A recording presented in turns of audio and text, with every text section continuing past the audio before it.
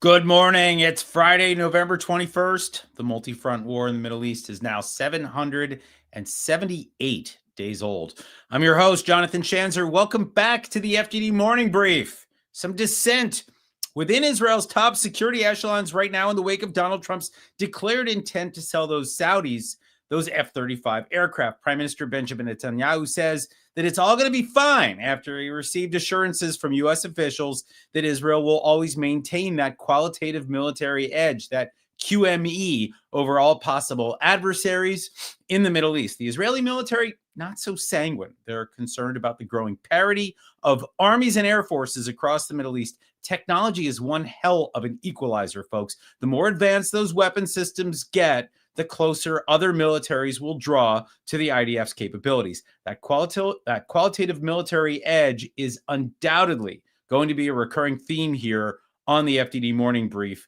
QME, folks, just remember it. You're going to be hearing about it for weeks and months to come. Today's guest is Jacob Nagel. Jacob is a longtime friend and a colleague here at FDD, and his bio, it's insane. He's an IDF brigadier general in the reserves. He's the former head of Israel's National Security Council. He headed the Israeli government's recent Nagel Committee, which presented Prime Minister Netanyahu with a series of recommendations on the security budget needs of the country. A previous Nagel Committee determined the viability of a little weapon system you may have heard about. It's called Iron Dome. So yeah, Jacob Nagel is kind of a big deal. He's also a repeat offender on this program. We caught up late last night to discuss all the news out of the region, including the F-35 deal, the next U.S.-Israel military aid package, and much more. So stay tuned for that conversation coming up your way in just a few minutes. Is there a Trump doctrine? I honestly don't know. Let me start by saying this. I appreciate what the president has done in the Middle East since returning to office. He got most of the hostages out of Gaza. His plan for Gaza is now international law. He bombed Iran's nuclear facilities. He's pushing to expand the Abraham Accords. This is all good stuff. But here's where you lose me. Why sell F-35s to the Saudis without normalization in return? Why consider selling F-35s to the Turks, who are the worst NATO allies ever? Why accept a plane from the Qataris, who are terrible American allies that bankroll every bad actor in the Middle East? Look, I obviously don't see the intel. I'm not in the meetings where the decisions are made. But I fear that even if Iran is losing steam, we could see a new Sunni axis rise up and threaten the Middle East. Old wine, new bottle. Meanwhile, the winds of war are still blowing out of Yemen, Lebanon, maybe even Iraq. I hate to say it, folks, but this war ain't over. Not by a long shot. If the U.S.-led alliance is to win this thing, we need a cohesive strategy, a Trump doctrine. The sooner, the better. Let's see it on paper, Mr. President. Let's see a plan, because I'll bet you the leftover shekels from my last trip to Israel that our enemies in the Middle East have one, and they're working right now to put those pieces in play. Now for your headlines. Headline 1, holy moly. Lots of action in Lebanon in recent days. Here's the roundup. On Wednesday, the IDF carried out strikes against several Hezbollah weapons storage facilities in southern Lebanon. Israel issued evacuation orders before taking action. But you know that really doesn't matter, because Hezbollah continues to use Lebanese civilians as human shields. And now get this. Lebanese Prime Minister Nawaf Salam said that Beirut is ready to negotiate with Israel. He made these comments yesterday in an interview on Bloomberg TV. Salam also said that Beirut is, quote, on track, end quote, with its plans to disarm Hezbollah in South Lebanon. That sounds like a load of camel dung to me, but I will note that the Lebanese army did just arrest a major drug kingpin yesterday, which means there may be a little fight left in the lamest army of the Middle East. Headline 2, Israeli prosecutors charge 7 men suspected of smuggling arms from Syria into Israel. The smuggling allegedly happened months ago during those sectarian clashes between Syrian government forces and the Druze community in the south of the country. At the time, throngs of Israeli Druze flocked into Syria to support their co-religionists. Turns out a few might have returned to Israel with some psychotic souvenirs. 4 Israeli Druze and 3 Syrian nationals are charged in 2 separate indictments with importing and possessing arms, weapons trafficking, and conspiracy. 5 Israeli soldiers were also allegedly involved in the smuggling ring, which shuttled weapons to criminal networks in northern Israel. That in the words of my ancestors, is nicht gut. And for headline 3, we head to Europe and check out this bonkers story. On Wednesday, Israeli Prime Minister Benjamin Netanyahu's office issued a statement on behalf of the Mossad announcing that Israel worked with European authorities to disrupt Hamas cells and infrastructure across the European continent. Netanyahu's office said that Hamas was putting people and arms in place to deploy against Israeli and Jewish targets on so-called Command Day. I don't know exactly when that was, but it sounds scary. In one operation in September, Austrian authorities seized a weapons cache in Vienna that belonged to a guy named Mohammed Naim. His father is none other than senior Hamas chief Bassem Naim. During the investigation, authorities uncovered information about a meeting between the terrorist father and terrorist son in, wait for it, come on, you know it, Qatar. Here's your more than semi-regular reminder that Qatar is a dirtbag sponsor of Hamas, and Hamas is a transnational terrorist organization. And I might also just point out for good measure that all the talk of Europeans boycotting Israel, they sure don't mind the intelligence cooperation, especially when it prevents attacks on their own soil. Oh, and if you read Amit Segal's report this morning, a bunch of European countries are now calling on Israel to learn the lessons of the war that they just fought in Gaza. So in case you need me to spell it out for you, these clowns want to learn the lessons of the war that they continue to condemn. You can't make this stuff up. It's insane. Okay, enough for me. It's time to press play on that pre-recorded interview with Jacob Nagel from late last night. He's got a lot to say, and some of it was new to me. Always listen for those new things to pop out. Have a listen. Welcome to the FTD Morning Brief, Jacob Nagel. Thank you very much. I'm really glad to be here as always. I hope you will have a good time. I think we're going to have a good time. All right. I want to start with the Saudis, with the F-35. There's, as I see it anyway, a little debate within Israel. You have the prime minister saying that it's okay to sell the F-35 to the Saudis. The IDF saying maybe not so much. What do you say?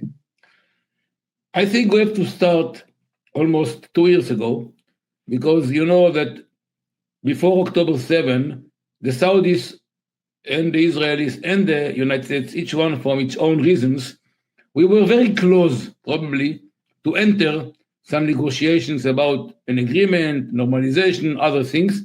Some people say it's one of the reasons Sinwar did what he did. I don't think so. I think maybe it was reason number 5 or 6 or 7. Now, before the war, the Saudis had on the table, and it's not a secret anymore, 4 demands. One, to have a pact with the United States, what was just finished the last few weeks, during the last 2 weeks. Second, to have a larger weapon procurement package. Third, and I didn't like it, is to have an enrichment, uranium enrichment on Saudi soil, under supervision, under restrictions, but still. Why? Because if the Iranians have, they also entitled, and you know what, maybe they were right, I didn't like it. And the fourth one was something very close to the chapters 18, 19, 20, I don't need in the 20 points plan, meaning in some consequences, in some, maybe we can talk about a way to a Palestinian state. Then the war came. The war came, there are still 4 demands, but totally different, or totally, some of them. First one, the pact remained. The second one is not anymore the pact. The second one is, I want a Palestinian state. That's it. No round, nothing. Palestinian state. Third one is the package, and we'll talk in a moment on the F-35. And the fourth one is the enrichment went down. The Iranians are not enriching. Maybe it will be something, in U.S. soil. Now, there is one thing when we're talking today on what's going on with the Saudis and Americans, something to clarify, because people are are making some mistakes. When they talk about civilian nuclear programs that maybe they want to give to the Saudis, I'm not against, it's very good. If they're talking about something like Bushehr nuclear reactors, that all the fuel comes from outside, goes from outside, it's okay. I don't care. It's something that is not proliferation is something I don't know, because no one knows what is the meaning of this part in the agreement of civilian nuclear. Now go to the F-35. F-35, while it was before the war, it's now, and it will be the future. Remember that the first plane under any contract will come to Saudi maybe in 5-6 years. See the planes for the Emirates that were signed many years ago. It takes time. So I think it can be achieved, that it will be written in the agreement between US and Saudi that before the first plane is coming, there is a normalization. Israel can live with F-35 in 6-7 years, 5 years in Saudi. And you know that not all the F-35s are the same, and in 5 years probably there will be other things. So we can live with it while our QME, qualitative military edge, is being kept. And there are ways to do it. Okay. All right. That was a very thorough answer, and I definitely appreciate the nuance. I want to talk about something else that I think is going to require a nuanced answer, and that is the debate that is breaking out inside Israel about the future of the MOU, the Memorandum of Understanding. You negotiated the last one on behalf of the state of Israel. Right now, there's discussion in Israel. Some people are saying, we want an MOU with the U.S., we want another one for 10 years or 20 years, the same amount of money, more money, less money, I don't know. But then there are some people. Those are the same people, yes. But there are some people who are saying no MOU at all. What's going on here? Again, another very good question. I am coming from many, many debates about it now during my visit to the US and Israel. I hope to see again the Prime Minister. There is another person that is very influential on this issue. His name is Ron Dermer. Everyone wants the goods for Israel. There is a question, what is good for Israel and what is something that is achievable given the current administration in the United States, knowing what President Trump is thinking about foreign aid and about other things. And I remind everyone that when he entered position, he said, I think we have to give an end to the foreign aid beside Israel.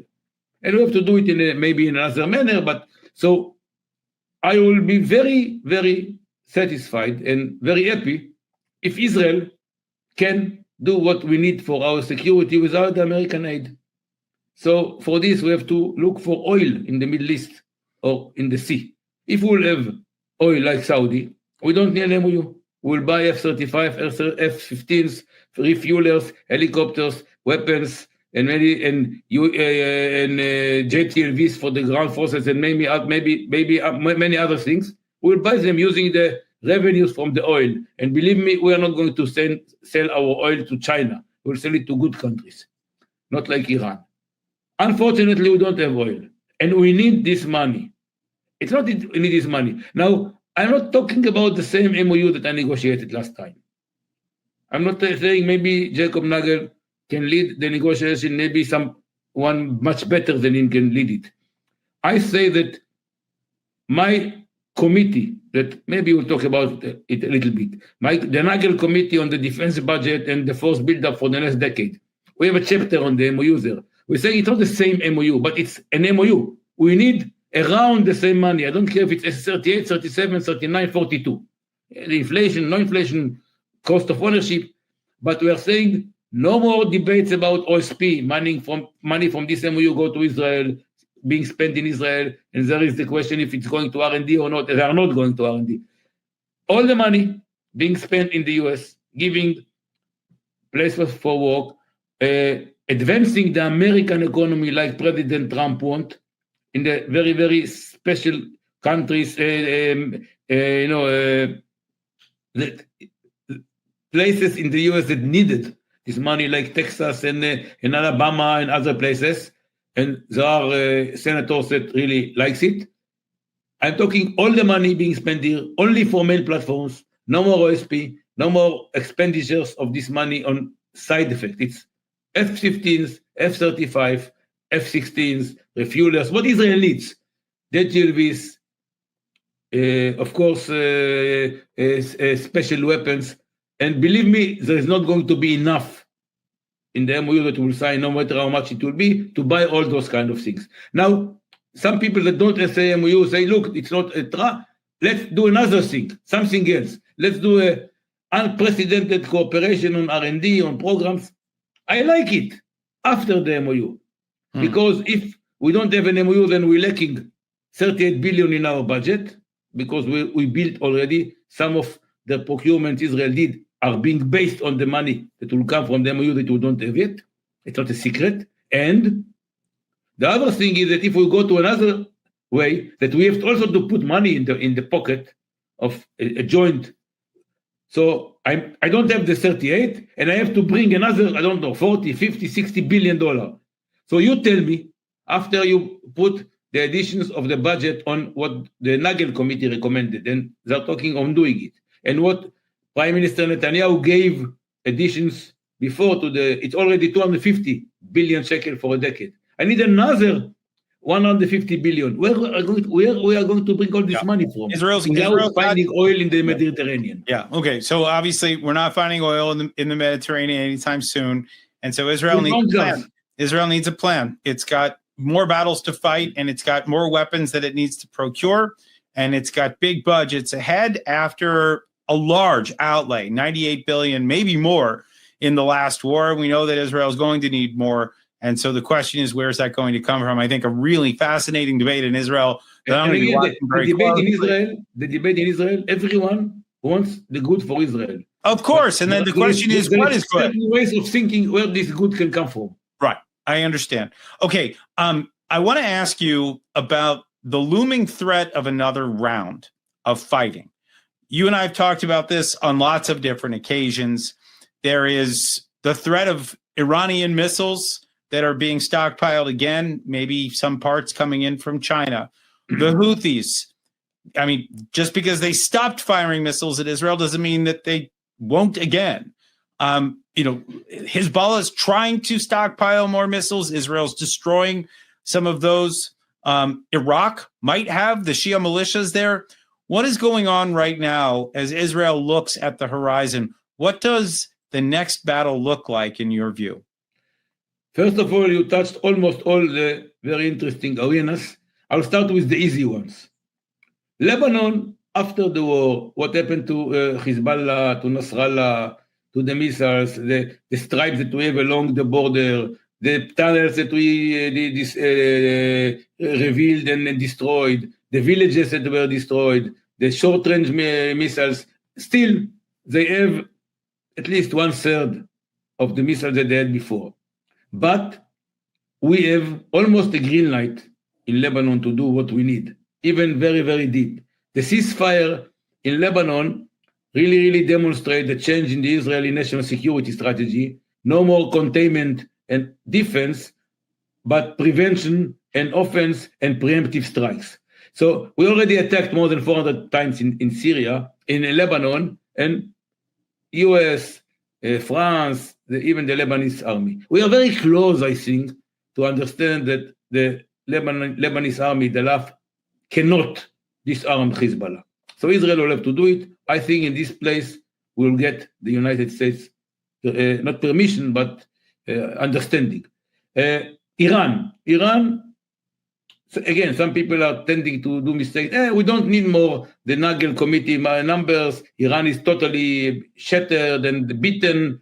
They are what we call, a wounded animal. An wounded animal in the jungle is much more dangerous than an animal.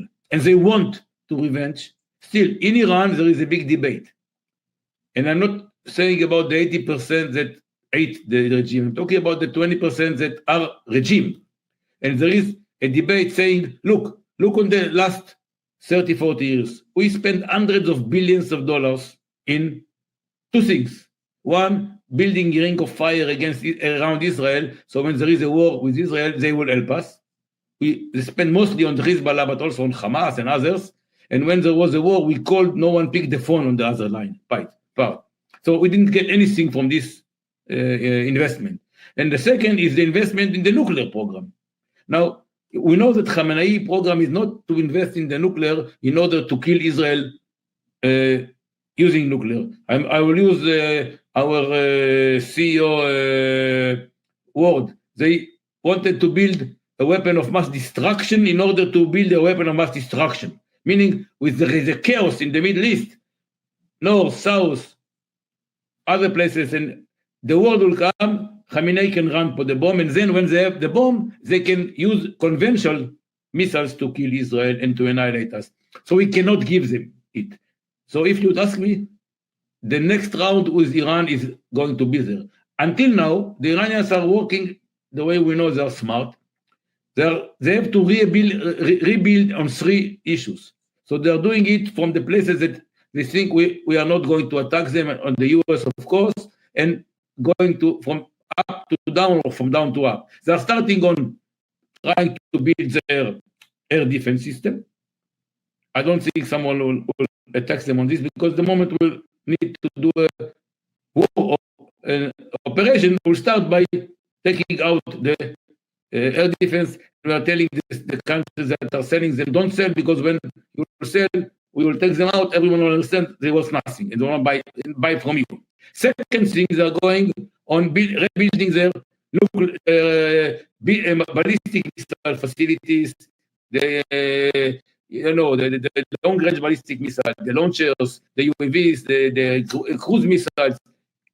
In this case, I don't think that the United States will do anything, but Israel will have to go back maybe for the old Mabam war between war. And don't be, again, I'm not saying it's Israel, but don't be surprised if you see some explosions here and there in places. And the third will be the nuclear, and they understand that people will go to try and rebuild the nuclear. That's when Israel might come back. Probably Trump will attack. Yeah. So they are. So when some people are calculating how much years Israel gained with US taking back the nuclear program, some people are adding another 3 years, right? Because they say they want to start to rebuild. That's how I feel. And then there are the Houthis. Now the Houthis are starting to be very annoying. Not only annoying piece in the puzzle, like here and then one missile. And believe me, I don't care. I don't like when someone is waking me up at 2 a.m.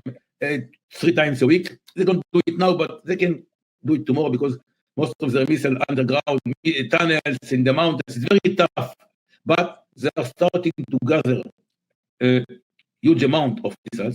They are starting to think like Iran, to build something around us, to infiltrate. So I don't know what will happen, but the Houthis are starting to become something that we have to think about and to not neglect. And we saw what happened to the Saudis, we saw what happened to the Americans, we saw what Israel did, but still, in order to do something against the Houthis, we have to spend money and time on it. And I'm coming back to the money that we don't have. If we don't have an MOU, now I'll add to it another few 10 millions of dollars to counter the Houthis. And I'm not talking about Turks, I'm not talking about Qatar, the two Muslim brotherhood that I know it's your favorite topic, I don't want to take it.